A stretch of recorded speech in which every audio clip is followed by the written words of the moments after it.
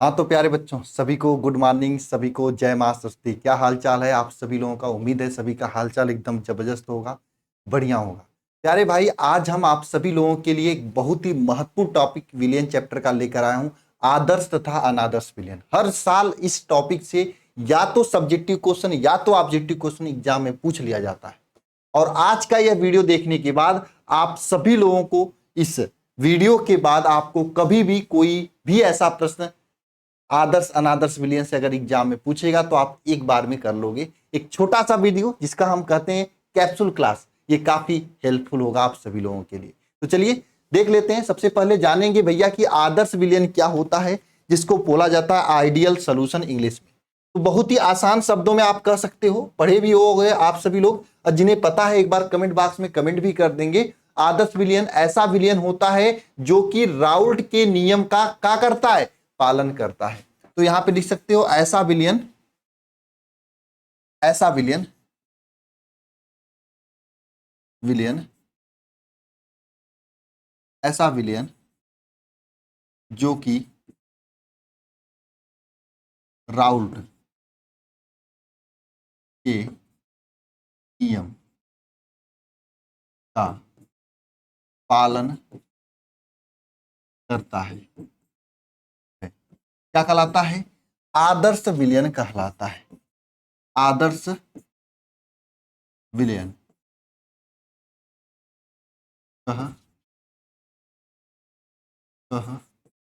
कहलाता है। ऐसा विलियन जो कि राउल्ट के नियम का पालन करता है, आदर्श विलियन कहलाता है। और ये जो आदर्श विलियन होता है प्यारे बच्चे, ये आदर्श विलियन जो होता है, इसकी बात किया जाए तो जो आदर्श विलियन होता है, इन विलियनों के लिए यहां पे डेल्टा एच जो मिश्रण होता है, डेल्टा एच मिश्रण जो होता है, डेल्टा एच मिश्रण जो होता है, इसका मान क्या होता है? जीरो होता है।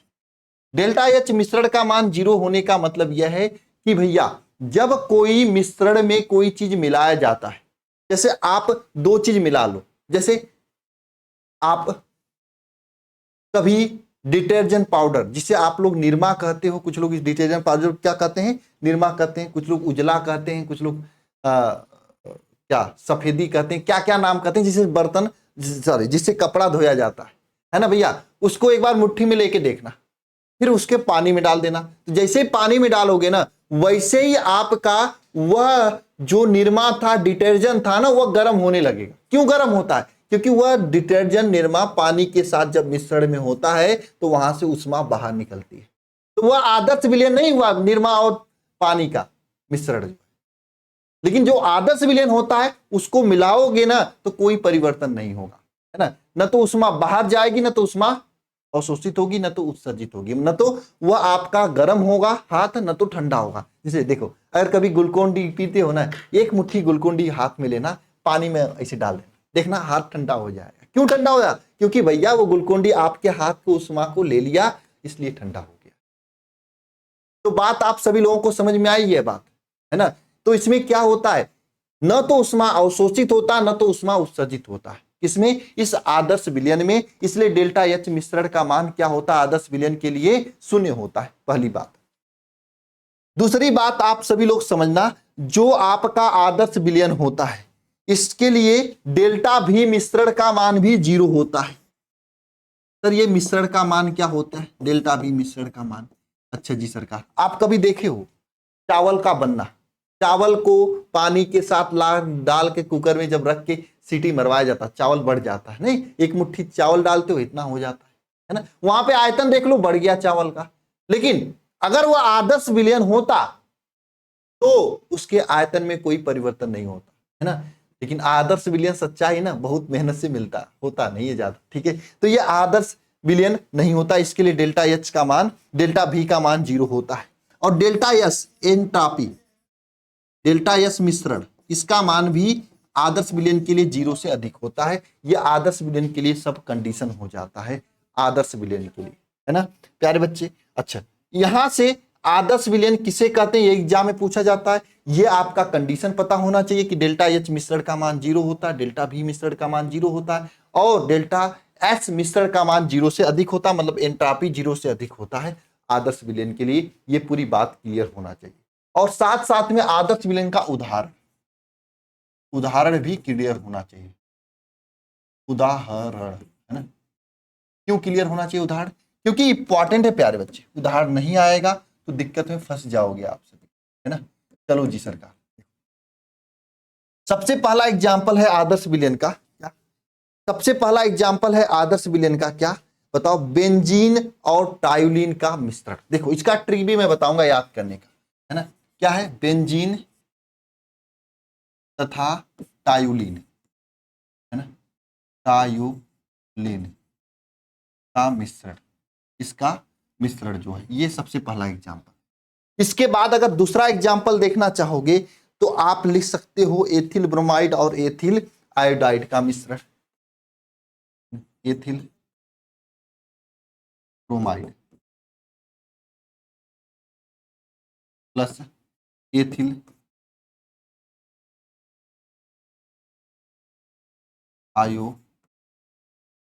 एथिल आयोडाइड,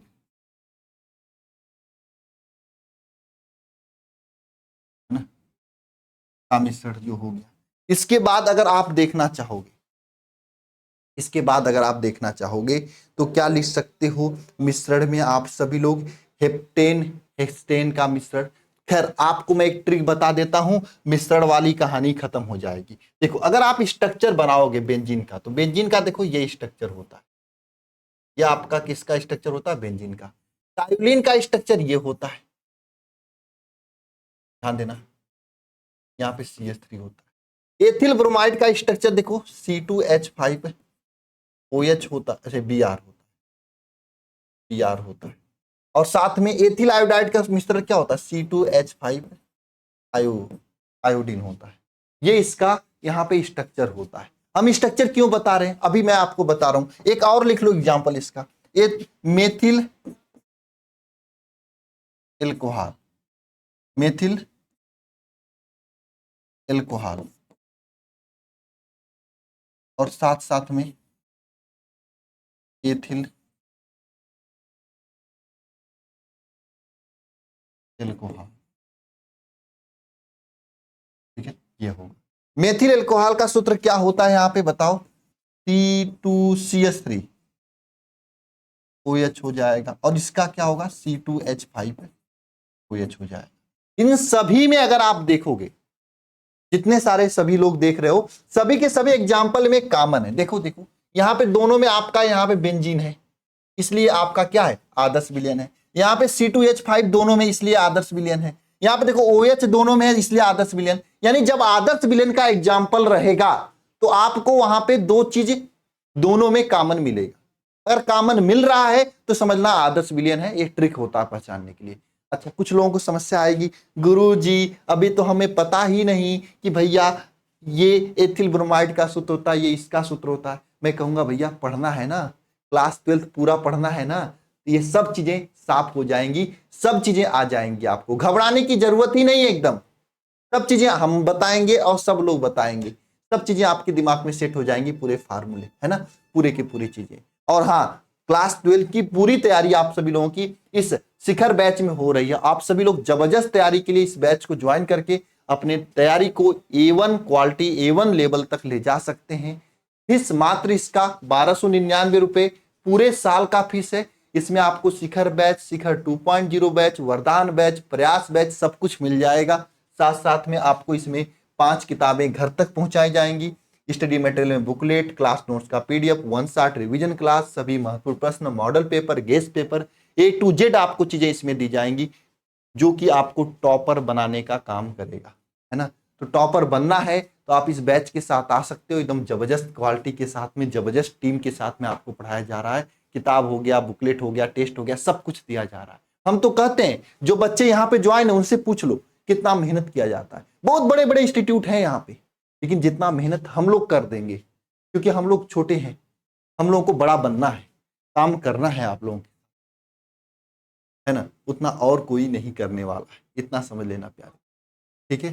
चलिए, ज्वाइन करने के लिए आप सभी लोग इस नंबर पे कॉल कर सकते हो, 930 577 1375, और अधिक जानकारी आपको यहाँ पे दे दी जाएंगी कैसे और क्या पढ़ाया जाता है, ठीक है। चलिए नेक्स्ट चीज चलते हैं अनादर्श विलयन पे। कि अनादर्श विलयन किसे कहते हैं। तो अनादर्श विलयन की बात करोगे तो यह जस्ट उसका उल्टा होता है। ऐसा विलयन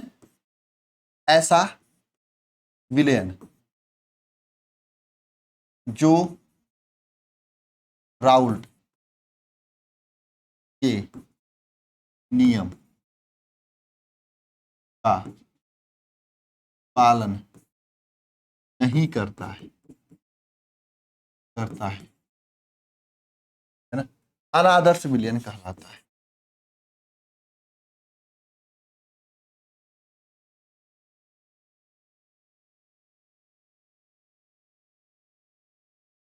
जो राउल्ट के नियम का पालन नहीं करता है अनादर्श विलयन कहलाता है ना। और अनादर्श विलयन में क्या क्या चीजें होती हैं, इसमें जो जो चीजें वहां पे जीरो थी वहां पे नहीं होता है। डेल्टा एच मिश्रण का मान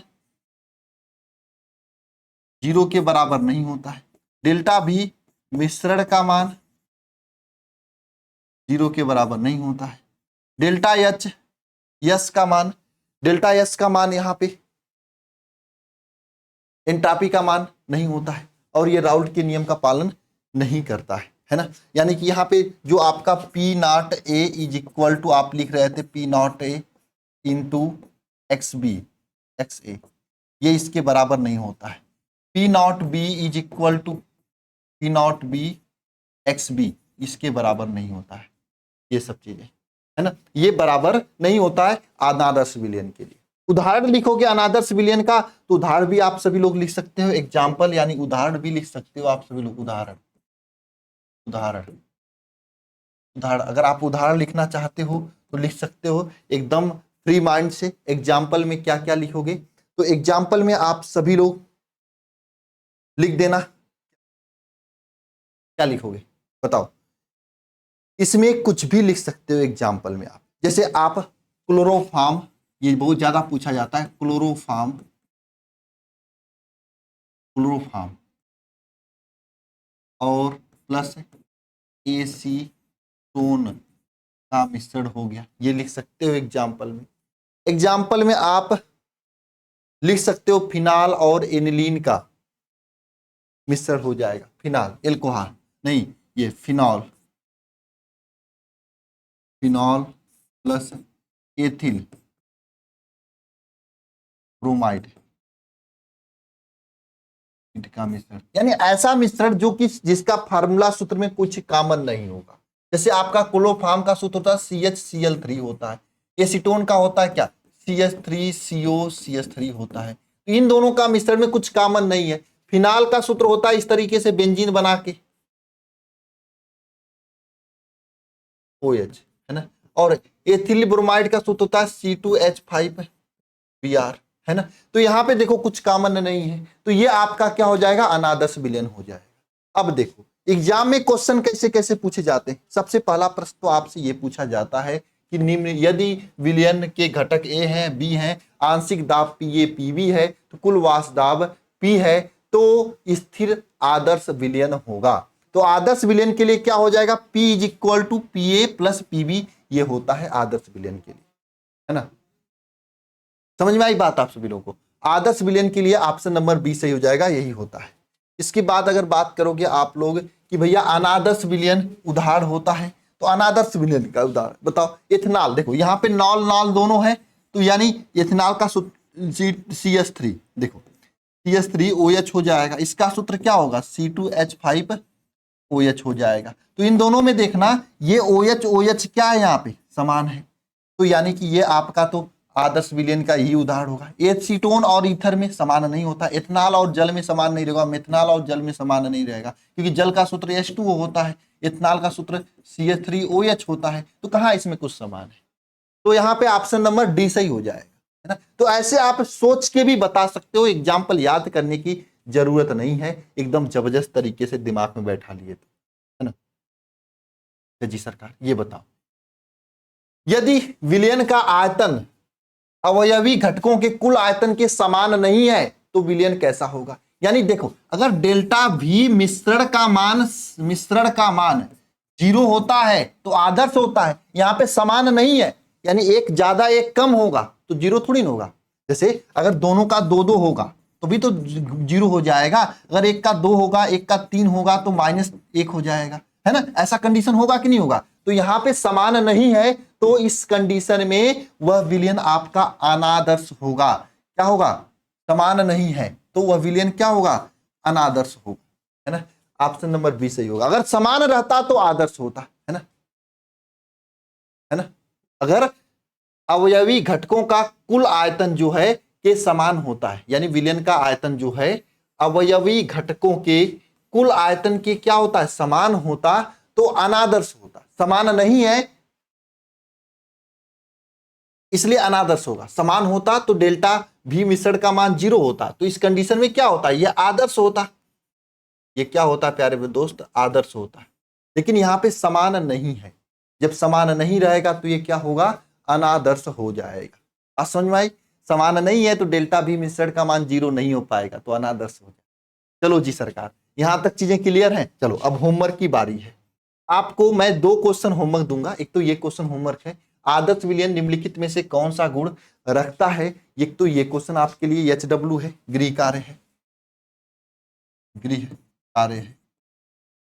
दूसरा क्वेश्चन आपके लिए गृह कार्य ये रहेगा कि आदर्श और अनादर्श विलयन क्या है। ये भी आपको गृह कार्य है, इसको आपको कमेंट बॉक्स में कमेंट करना है। अच्छा, गृह कार्य करने के साथ साथ में आपको अपना नेम जरूर कमेंट बॉक्स में कमेंट कर देना है प्यारे बच्चे।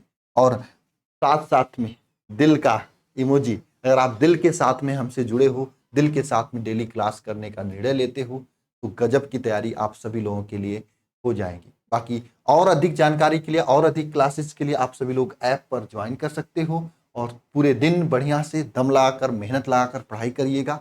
बाकी मिलते हैं नेक्स्ट क्लास में, तब तक के लिए सभी को जय मां सरस्वती।